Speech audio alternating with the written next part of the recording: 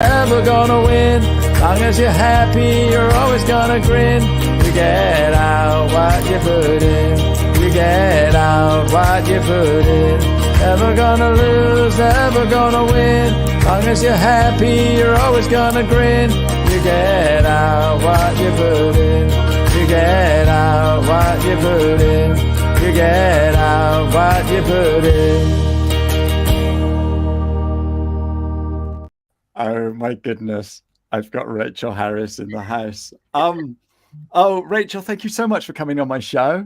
Thanks for having me.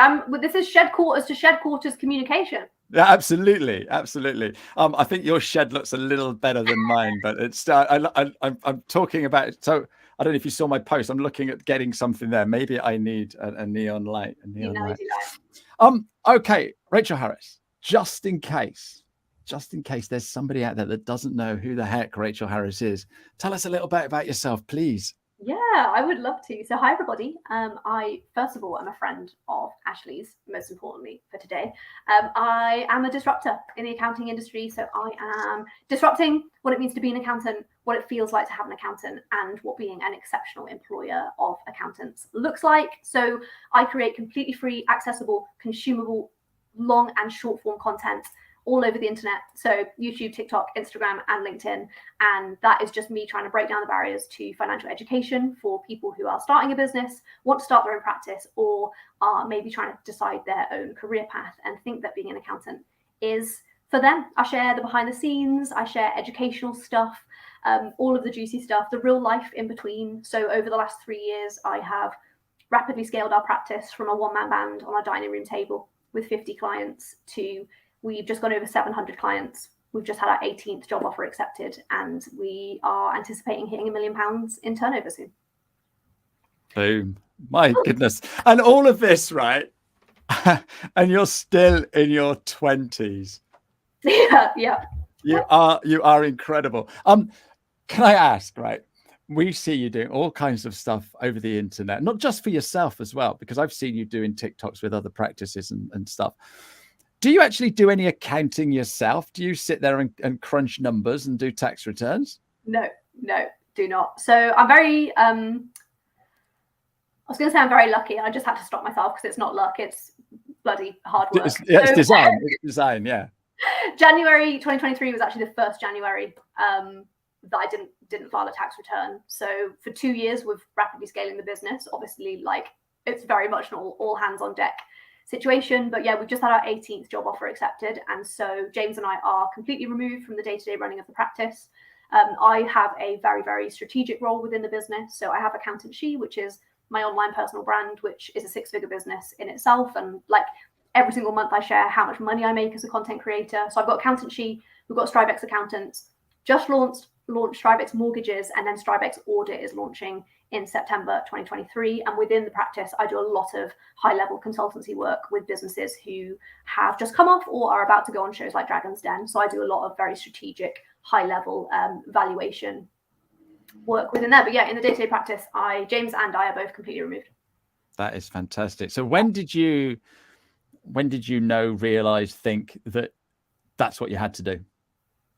Yeah, pretty early on. So I run the business with my husband, James. And if there's anyone listening that's considering it, I am sponsored by,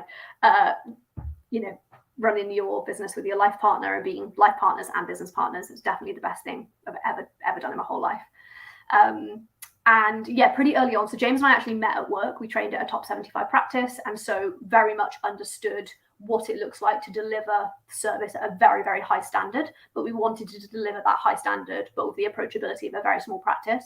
And so we knew that we wanted to scale from the word go. And we basically, on the inside, almost internally franchised our business model so that every single thing start to finish was scalable within the first 6 months of our practice. So that from that point onwards, there's been no like friction in the traction that we've gained. And we have been able to scale from like 0 to 700 within 3 years. And you can probably tell by the speed I'm talking, we have no plans of slowing that down. And so, yeah, it was really important for us to build that and actually understand that that's not about, me sitting on a beach half the time. I share my daily schedules on the internet where I get up at 5 and normally I'm working. Oh no.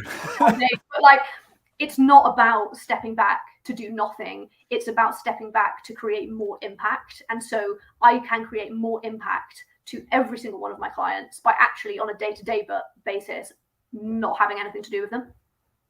Yeah, no, absolutely. Lee's just thanks, Lee. He's admiring your amazing neon. Okay, so you do all social medias, just we do, yeah, Instagram, TikTok, LinkedIn, YouTube, long and short form. We're a content machine. Okay. Yeah. And was that how you planned it right from the day one? Yeah, so and this is what's really interesting, especially in LinkedIn land, because I feel like sometimes LinkedIn land doesn't understand the other platforms. And I spoke about this at Accountex this year. We were talking about social media. We did the big content creation clinic, and so many people would look at so many people would look at what we do online and think that it's accidental, sloppy, like random, that you're just putting out this content. And I have accountancy behind me and LED lights, but what I should have behind me is intentional. Every single thing that we do is strategic, intentional. I, better than anybody in our industry, understand market segmentation, positioning, audience, understanding who my audience is, how they behave, where they consume content, what times of day they consume content, who they are, how they behave, and how they spend money. And every single part of the content that we do on every single platform is intentional, planned, prepared. This year we had a piece of content which completely blew up. It literally reached like 10 million people and resulted in a TV appearance for me. And you could have consumed that content and thought that the thing I was talking about happened yesterday. And my rule on social media is that I share scars, not open wounds. And the thing that I was talking about actually was decided in a board meeting, that now that 12 months had passed, it was appropriate to talk about it. We had the client's consent. We'd actually worked with AAT and ACCA's internal standards team and asked them to review the tax work that we did before we were willing to talk about it online. And I think there is a misconception with how intentional and strategic content is. So as well as being an accountant, I qualified and then went on to do an MBA, which is a master's in business. And so that intentionality and that strategic approach, that's definitely where that came from. Wow. You're blowing my tiny mind here. and all this from an accountant. And that's the thing, see, you're an amazing accountant. You've built this amazing business, but you're also absolutely smashing it on LinkedIn. And I love the way you say it's all intentional. Yeah. So what are the key things for people listening? What should they be thinking about with their social media? I'd say, so the most common conversation I have around social media is around, normally, because of what I do, video content is probably on a spectrum of comfortable to uncomfortable. For most people, video content is there. And so that conversation is a conversation that I have a lot with people. It was the reason behind the content creation clinic. Lots of people at Accountex were coming up to us sort of asking what I'm selling and asking if I was like a digital marketing agency. And I was literally there to give. Like my core value is that you don't become poor by giving. And so I literally was there to donate my time to just teach and show other people how to do it and to empower them to do it in a room of 10,000 people so that when they're at home in their shed, they're thinking, oh yeah, I can do that. So the most common conversation is usually about like how to get out of your own way and how to just do the content. And the thing about strategic personal branding is that it's not about you. Accountancy and my personal brand is not about me. It's about the people that I'm serving. It's about the content I'm creating. It's about the impact that I'm generating. And I am a very giving person. And so to me, that's why I bloody hop out of bed at 5 a.m. It's not about me. It's about other people. And it's about our community's just gone over 32,000 people for the first time. And that's what it's about. It's about launching a bursary scheme. Like, it's the opportunities that you can bring with that. And it is not about you in the slightest. So however uncomfortable that feels, it's probably because you're looking in a mirror rather than looking at your end goal or your audience. What's your end goal? Oh, good question. So yeah, I have a North Star. There's a couple of things that I've done in my career so far that I was the first person to do it, but did it in the hope that I wouldn't be the last. So I have a bursary scheme. That was the first ever corporate bursary scheme to like hit the world. And so every single year I get to pick a recipient that I put through AAT. So that's all 3 years of AAT. I work with them on a one-to-one mentorship basis.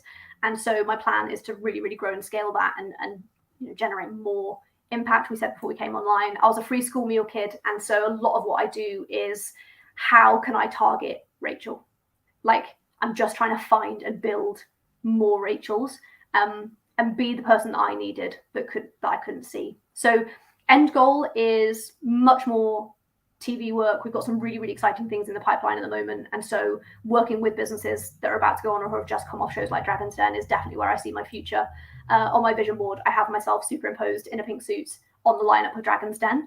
So that'll give you the vibes of my vision board.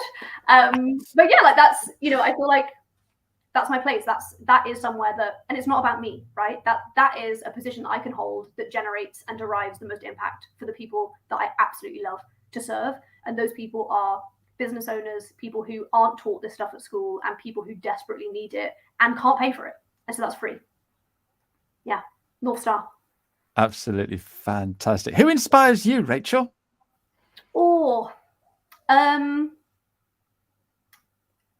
Previous Rachel. When I needed it, it didn't exist. And I believe as young people, specifically for me as a young woman, there was this intrinsic rule in my head that I could only be what I can see. And so that's why it is my goal to be everywhere and to be seen by as many people as possible, because I'm doing the things that I thought were impossible because I couldn't see anybody else doing it. And so, yeah, changing that stereotype. Like, we've had some really insane pinch me full circle moments. So we actually now have 2 members of our team decided to become accountants because they found me on YouTube. And then one came to us for work experience and we hired her. One, Emma Howell, actually went away, got work experience somewhere else, and then we hired her.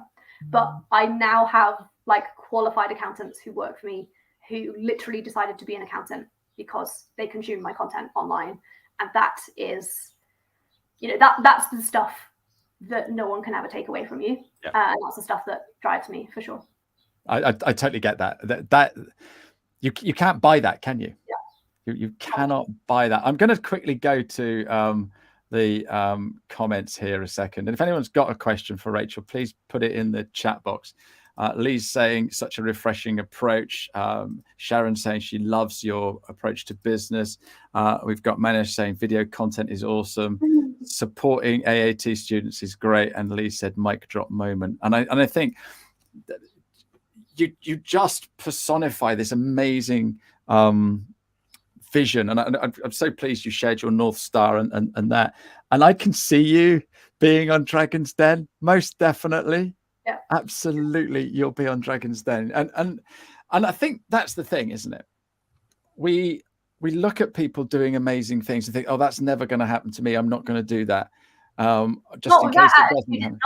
No, absolutely. Absolutely. And you're smashing this. You're just turning around and going, right, I'm just going to have a go and I'm going to do this. I'm going to do that. And the word intentional is what I'm going to take away from this today, is because you are absolutely intentional. And that's the thing, right? Like, if you have a North Star, when you do things online, when you have a massive community, when you put out all of this content, opportunities start coming to you. Yeah. And that's a champagne problem, but it is a problem in that all of these opportunities will come to you, like coming on shows like this. And you have to have a filtering process to understand what to say yes to and what to say no to, because I could easily say yes to everything and fill my entire working week and be busy all the time, but I'm not getting anywhere closer to my North Star. And so that North Star for me is a filtering process.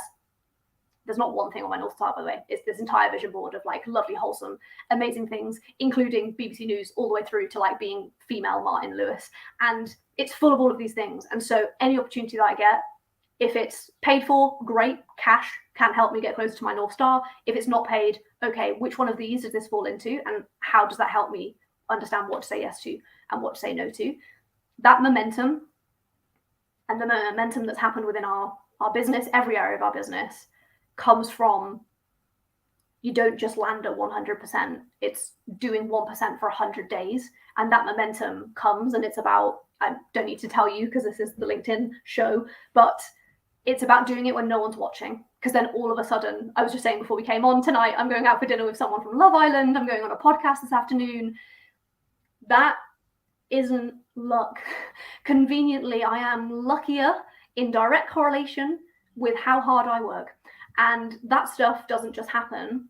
That's Rachel 3 years ago doing it when no one was watching. And suddenly there is a platform where 33,000 people are watching. Yeah. That is, I think it was Arnold Palmer that said that. Someone said, "Oh, you're amazing at golf," and he said, "It's funny, isn't it?" No, he said, "You're lucky. You're really lucky. That was a lucky shot." And he said, "It's funny, isn't it? The harder I practice, the luckier I become." Got a question from Lee. Do you try stuff to see what happens? I'm guessing this is it could be absolutely anything, but I'm guessing it's related to social media. Yeah. Do you try stuff to see what happens, or is every single thing a strategic decision with a defined outcome? A great question. That is such a good question. And I was asked a similar question the other day, which was, how do you make sure that your content is strategic but responsive and agile at the same time, right? So if there's a trend, how do you jump on a trend while at the same time knowing what you're posting tomorrow? Great question. Very, very similar. And so there are two parts to this. One is the one that all of the accountants love, which is planning, preparing, having content pillars. So for me, and it's worth saying, when I started, I had one goal, one audience on one platform. I created content on Instagram to attract new work into my business. That was it. I'm now on multiple platforms with multiple pillars, and now my content pillars look like accounting students or people who might want to become accounting students, business owners, and accountants with their own practice. I have 3 content pillars across all platforms, and that's how I understand what content to make, when to make it, and how to do it. With in mind that content and that educational content where you see me talking to a camera and saying 3 ways to save corporation tax in 2023, that stuff only lands if people know, like, and trust who I am. And so I need to sprinkle on top of that real stuff, hard stuff, honest stuff, like the real life and the reality behind running a business, because it's not easy. And people in 2023 don't want the polished version. The polished version of me is not relatable. I'm here today in a t-shirt with no makeup on because I'm doing a podcast this afternoon. And that's fine. That's who I am. It's real life. I'm not the polished version all of the time. And so there is strategic combined with truth and honesty and transparency. And again, that is very much for me fed into, that's what I needed when I was a young person. I desperately think it's what young people need now, is honesty on social media and transparency, that it's not easy and it's not overnight, but you can do it and you can be a great person. You can build something that fundamentally makes you a lot of money, and that's okay. So it's strategy in content pillars. I, at any given time, will have content planned for like 12 months in advance, long form, short form, talk to camera, all of that stuff. But what that means is that when a trend comes in, that moves down, the time sensitive stuff stays the same, everything else moves down, and I can jump and hop on that trend. But then you, the audience, are thinking, how is she doing it? And the reality is, like, we are planning, filming, editing content. I have 3 full-time people who support my role in various capacities, but like, that is the reality. And the reality 3 years ago was, it was me on my phone at 9 p.m. getting stressed and thinking social media isn't a job, so I can't do it during working hours. And so it is strategy combined with agility, but fundamentally being who you are. Within the close-knit content team, we trial and test quite a lot. And so we will test new content, and then on a week and monthly basis, we are understanding, measuring, and reporting back how different content works, whether that's, virality combined with engagement rates, like really how people are engaging with that content, to then learn, inform, and dictate, permanent series that you will be used to seeing on my social media channel, like what I spent this week, Business Owner Edition. That one consistently does really, really well because people are really nosy. And so that one does really well. But that came from testing, trialing it, learning, and redoing exactly the same thing. Wow. And this is the thing, right? So just thinking of the tennis, because we saw the men's single final at the weekend. What a match. I don't know if you saw it. Yeah. And they got a bucket load of prize money. But I said to my wife, I said, they've got lots of people supporting them. And that's exactly like you, isn't it? You know, they've got a fitness coach, they've got a coach, they've got a mindfulness coach, a dietitian, and all those other people. And once you're building what you're building, you can now employ these people to support you. So you can do all you can get on court and hit the ball around, but you've got everybody else doing other stuff. And I think that's key, isn't it? It's how you're scaling and doing so well. And even that, like, talking about the fact that I have help. So we spoke about it briefly before we came on. I'm actually profoundly deaf, and so for a really long time, editing my own content was like actually cripplingly difficult for me for many reasons, but like mainly because sound editing almost impossible for me, other than based on sight on like sound bars. And so talking about the fact I have a team around me, I literally set myself the goal of getting to a following across platforms of 20,000 people before I hired someone, and then hired someone. I literally, from content creation, I've covered her salary. I covered her salary within like 2 months of her being here, in terms of sponsorship deals that I'm able to get, YouTube revenue, TikTok sponsorship, Instagram stuff. I do have a YouTube video on how much money I make as a content creator. So if anyone's really nosy, definitely watch that. But it's quite easy to monetize this stuff. And as accountants, you're probably thinking, oh, non-chargeable people in the business. And so you can make it chargeable. My sponsorship feels bigger than her salary, and so you can do it. But for me, talking about the fact that I have help and making sure that nobody's looking at me on all platforms doing all things and thinking that it's me myself. For a long time it was, and it was really difficult. And my advice would be hire before I did, because it was a lot. But yeah, so Lee also just said, side point, I now put subtitles in almost all of my videos because of the post that you shared. So thank you for that too. Thanks, Lee. That means a lot. And that's the thing is I talk about subtitles as well, or closed captions, because there's so many people out there in your position. And what I love about you, and everybody here is going to agree, is you are authentic. You've said transparent and open, but you're so authentic. When I first met you, it was up at Accountex, and you were exactly the same in real life as what you were on the screen in the videos that I've seen. And having a chat with you today, it's exactly what we see. But now and again, and I love the term you used, sharing the scars, not the open wounds, because I think one of the first big moments that I saw that you sharing was when you're hearing and you'd found out that it had gone worse. Do you want to just tell us a little bit about where you are on that journey? Yep. So I've been self-employed for 3 years, and in 2021, so after a year of self-employment, I had a routine operation on the NHS to improve my hearing, and it failed, and I lost nearly all of my hearing. So I'm now profoundly deaf. I speak like a hearing person because that's how I learned to speak, was with my hearing. And so people can't even hear that I'm deaf. I have an amazing team. I have an amazing husband. But yeah, for me, that was I had to share that when it was a scar, not a wound, because as you can imagine, it's quite a catastrophic thing to happen to you. But for me, again, it's learning about how I can impact the most people with that story. And so rather than talking about it online, I actually privately approached the National Deaf Children's Society and said, what can I do? I'm a content creator who runs a business in accounting and finance. What content can I create and share that will impact the most deaf children, to show them that actually finance is hugely accessible as a career? And like, I learned that just myself fumbling around on the internet, trying to work out how to get subtitles on my laptop. Like, it is so accessible. What can I put me to use? And so that's where my brain went and my time went, is this isn't for nothing. Every struggle I've ever had in my whole life is just, you will get to a situation in your life where you look back and you realize that all of the stepping stones are in a straight line and they led you to that moment. And so for me, yeah, I could sit and be sad about it probably for the rest of my life. It's quite sad, but actually, what are you doing with that?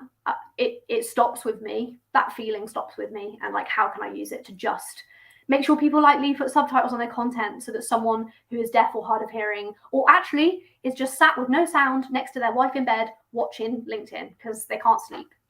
How can I make sure that people can access all of the all pieces of content in all ways? And creating content is hard for us as content creators or business owners. It's hard. You should make sure that the most people are able to consume it, and so subtitles is a great way of doing that too.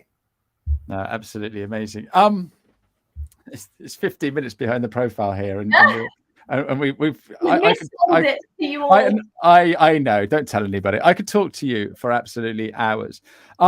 So I had somebody on my workshop this week who is an accountant, and she turned around to me and said, yeah, but do accountants really get business from doing stuff on LinkedIn?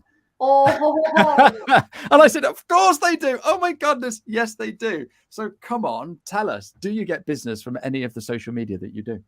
Any of the social media? Okay, I feel like we're all accountants. So I'm just going to spit some numbers at you.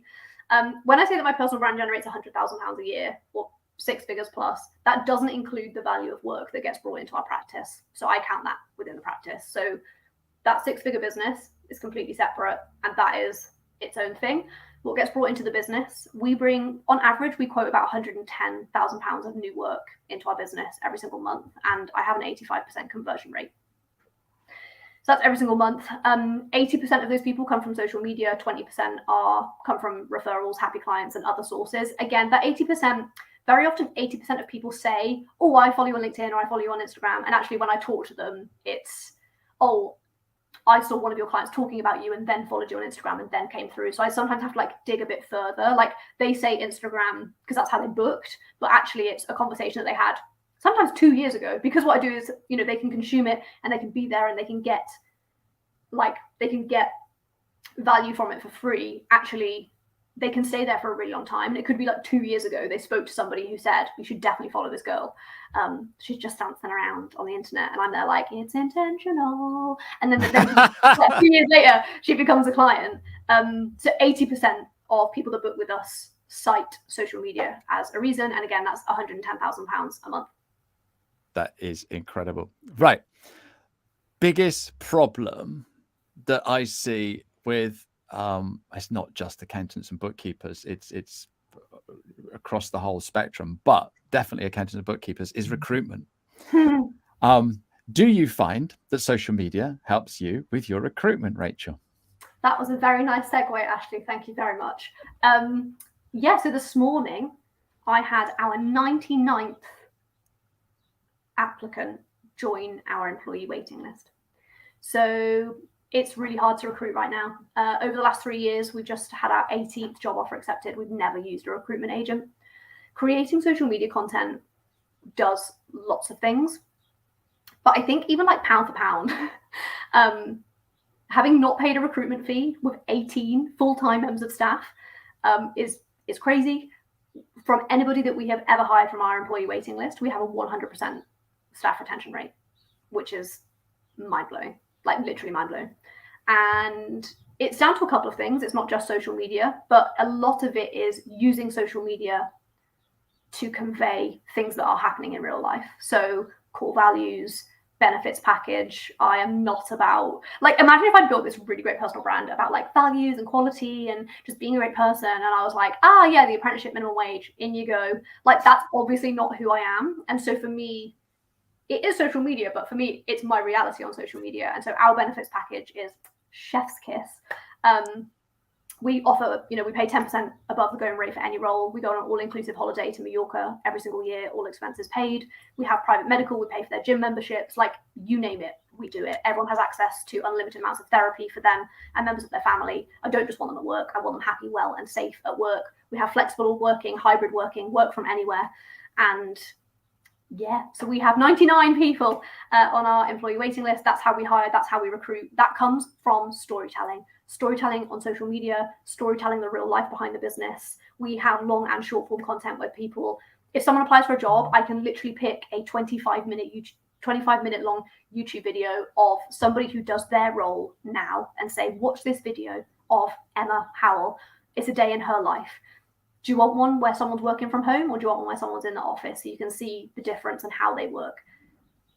It it blows my mind. And like even that has cost associated with it, right? So people say to us, why do you take everyone to Mallorca on an all-inclusive, all expenses paid holiday every year? It costs like $9,000 to take 15 people on holiday. I guarantee people have paid more than that in recruitment fees this year. Yep. For Knightwood. Yep. Just another mic drop. So yeah, I read it somewhere that 80% of people hate their job. Yeah, they obviously haven't spoken to your team. Yeah, and that's the thing. So 80% of people hate their job. They're going in. So if someone turns around and goes, "Oh, come and work for me. It's better the way you are," they're going to hop. Yeah, and I would also say even scarier than that. We have someone who is an employee now. When she was on the waiting list and when we interviewed her, I said to her, "Why are you looking to leave your current job?" And she said, "I'm not, but I'll come work for you." That's even worse. So much pressure. No, so look, I love being my own boss. I love being self-employed, but I want to come and work for you. It would be an absolute blast. We've got to say goodbye, which is horrible. Which is really, really horrible. Thank you to everybody for all of the questions. I've got one more question for you, which is the only one that is on that list that I sent you, because you're just lovely to talk to. But before we do that, I just want to give a shout out to my guest next week. I've got Tracy Irwin on, and she's just written a book, and she is lovely too. So I can't wait to have a chat with her. Rachel, you've been a delight. My last question to you is, when you were at primary school, okay. All right. When you're at primary school, what did you want to be when you grew up? All right. I'm really excited because I feel like in many ways I have made this come true. When I was in primary school, I wanted to be Baby Spice when I grew up. And I feel like that's my vibe. That's my energy. I feel like in many ways I have completed. I'm the hybrid mashup between Baby Spice and Elle Woods in accounting. That's me. That's my personal brand. Oh, a lovely way to end the show. Rachel Harris, thank you so much. I've got one more question. Will you come back? Will you come back? Yeah, of course, if you have me back. Of course I will. Of course I will. Thank you very much, Rachel. Thanks everybody else, and we'll see you next week. Cheerio. Bye-bye. You get out what you put in. Ever gonna